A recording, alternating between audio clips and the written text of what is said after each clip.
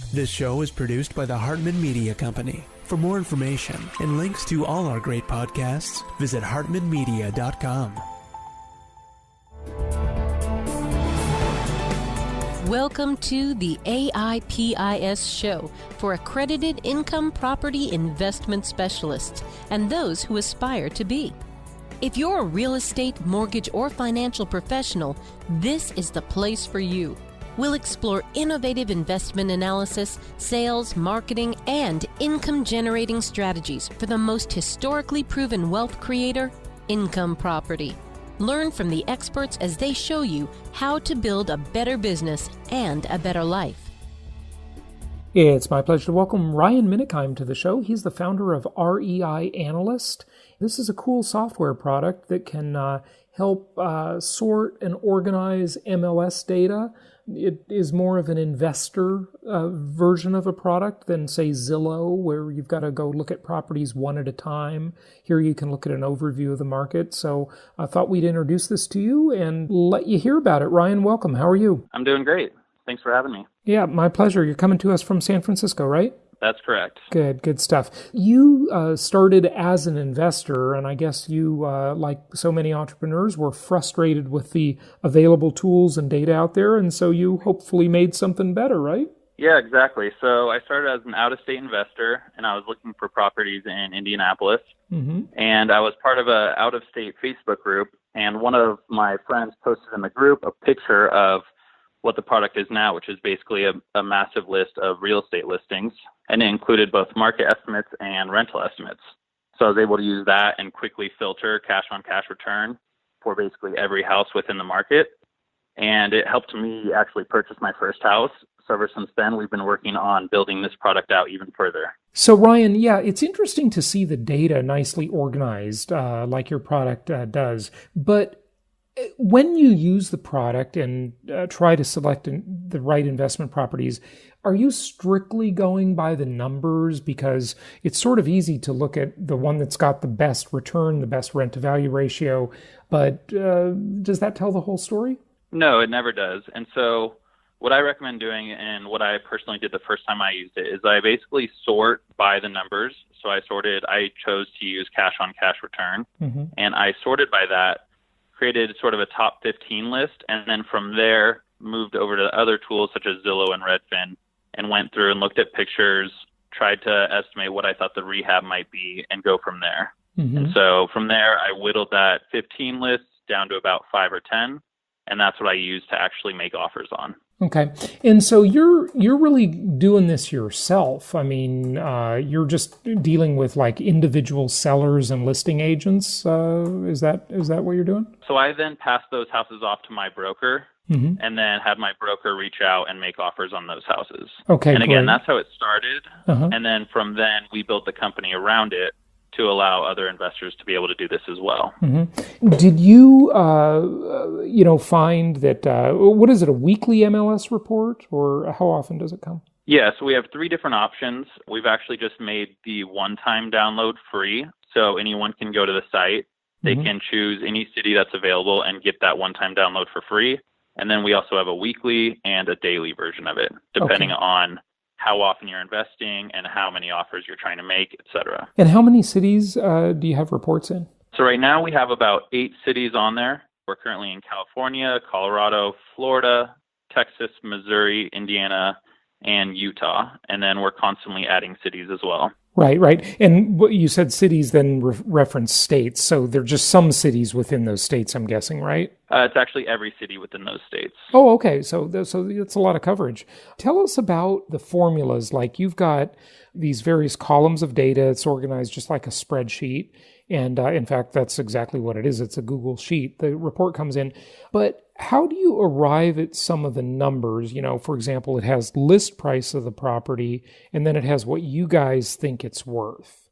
I know some of that may be proprietary, but, give us some hints. Yeah, so that is proprietary. What we've done is we've used sort of triangulation of other public tools out there. And so things like Zillow and Redfin and Rentometer, we've been able to use those to sort of triangulate on a price for both the market estimate as well as what we think the property will actually rent for. Okay. And then we put in some other formulas in there to make the calculations easier. So we have rent divided by market estimate. We have rent divided by listing price. So you can sort of filter for your 1 or 2% rule that you're looking for. Okay, good. And tell us about the experience of kind of going by the data and, how you agreed with me at the start that the data never gives you the full picture. There's more to it than that. But drill down on that a little bit for our listeners, if you would. Yeah, so I think the biggest thing is it really just cuts down on time. So when I started, I was sort of flipping through Zillow or flipping through the MLS, and a lot of it is the same data as far as the houses you're seeing. I was just typing it all into a spreadsheet myself, and it was very time consuming. This allows you to, like I said, come up with your top 15 or maybe your top 20 pretty quickly, and then you can constantly be filtering that down. And so at the end of the day, you're not starting with the entire MLS, you're starting with sort of a refined list of 15. And then you can also filter your other criteria that you're looking for. So if you're only looking for 3-bedroom, 2-bath or higher, if you're looking for square footage of a certain type or houses only above 50,000, you can also do all that filtering yourself as well. You got to be a little careful. I'm sort of surprised that you allow people to change the cells. Like, I clicked on the bedroom, one of the houses, the number of bedrooms, and I could just change it. Is that because you want investors to be able to change that data in case they find that the listing description's inaccurate or something? Or? Well, oftentimes it is. So we often see things that are listed on the MLS as 0 bedrooms. Right.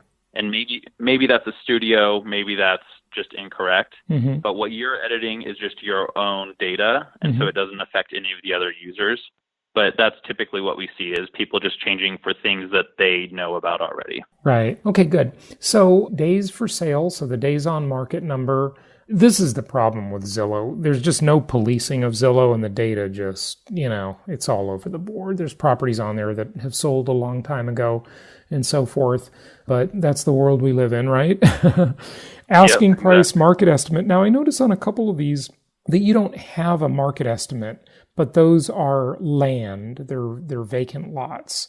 You mentioned before that you're kind of like triangulating which numbers. The Zillow's estimate I know is one, and what else? We're using a couple of things. So Redfin gets in there, and then also we use Rentometer to try and come up with the rental estimates. So we use a combination of different things for each of those numbers. Okay, but for the market value or the market estimate number, you're using like Redfin and Zillow, right? Correct. Okay. And then the rent, is that straight Rentometer data, or are you using, Rent Range 2 or any other sources? Or? So there we're using essentially a combination of Rentometer and Zillow. Okay, good. What else do you want us to know about investing or using your tool to invest? Really the biggest thing, and the reason I love it is because I used it personally, and I just think it really cuts down on so much time. I was able to narrow my list of offers down to 10 within about 25 minutes. And from there, I made offers on 3 of them and got 2 of them accepted, ended moving forward with 1. And so the whole process from a research and offer standpoint was drastically cut down from what it was taking me before. So I think that's really the biggest value. And also I feel like real estate investors typically are more data-driven than typical investors. And so being able to see the data in this format where every house is just laid out on a different line of a spreadsheet allows you to much more easily visualize the data and be able to filter for whatever you want without clicking through individual MLS listings. Yeah, I agree. So you don't get your emotions attached to it because it's just numbers at first, and if it's a pretty house, it's not going to influence you, at least not right away until you start looking at the listing. Exactly. You're looking at the numbers. You're not looking at how much rehab it takes at first. You're not looking at the beautiful front door, whatever the case may be. You're just looking at the numbers. And then from there, you can go in and start making judgment calls. Yeah, good. What is your plan for the software? I mean, this is a very new product, right? About 2 months old. And what's your vision for the future of this? Yeah, so it's 2 months old. Myself and the co-founder, we've been working through a lot of just getting it up and running right now. I think our next steps are to add more markets, first of all. So we're starting with sort of the top investor markets. From there, we'll move on and just start adding all states and all cities. And then we're looking to do a few more things where sort of an individual tool. Rather than getting the full market, you can type in an address and get the analysis of that address if you want, if you've already narrowed it down to a specific house. Mm-hmm. And then I think the other big piece that we're looking at would be trended data. So you can click on your city and you can see trended rental estimates, you can see trended market estimates, and see where your state or your city is moving and try to figure out what is the right time to buy. You've got a $49 million house on here. Wow. That's in, I'm looking at Florida right now, and boy, there's a lot of money in Florida, I tell you. So it's amazing.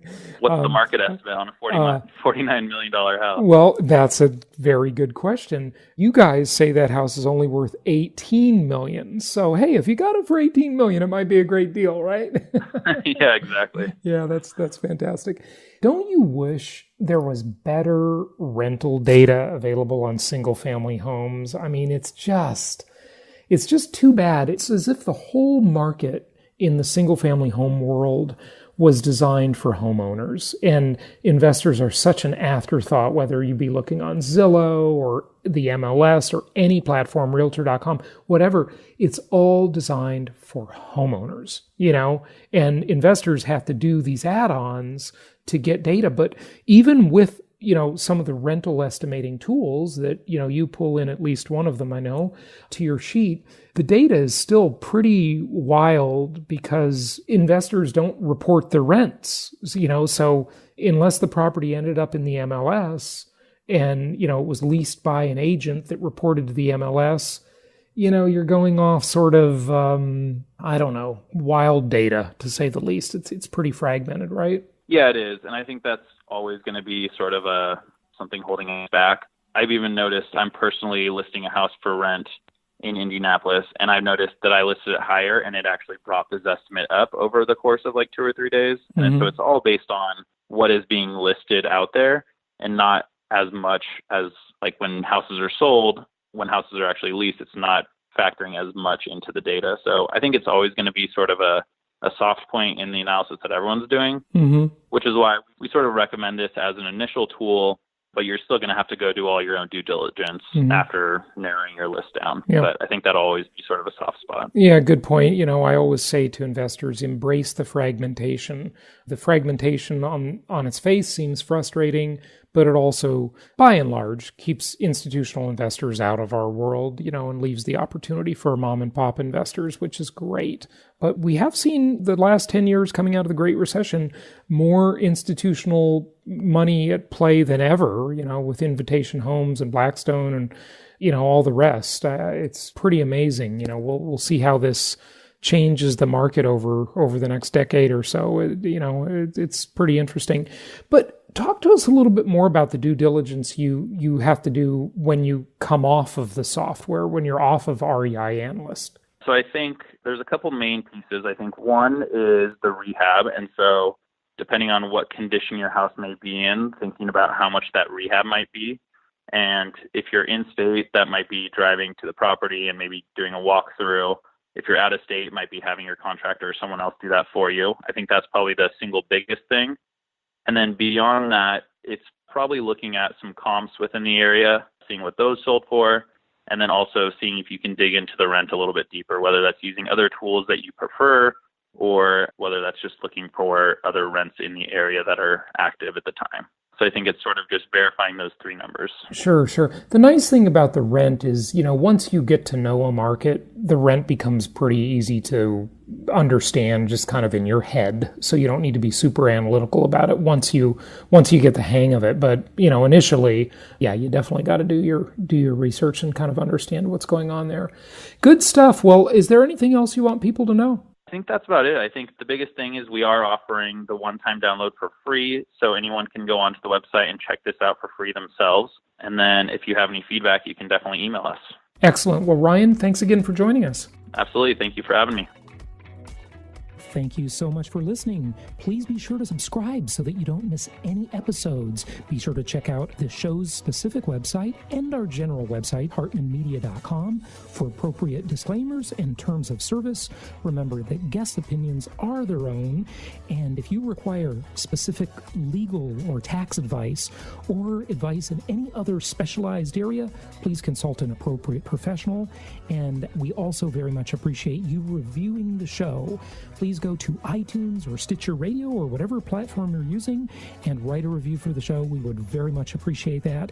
And be sure to make it official and subscribe so you do not miss any episodes. We look forward to seeing you on the next episode.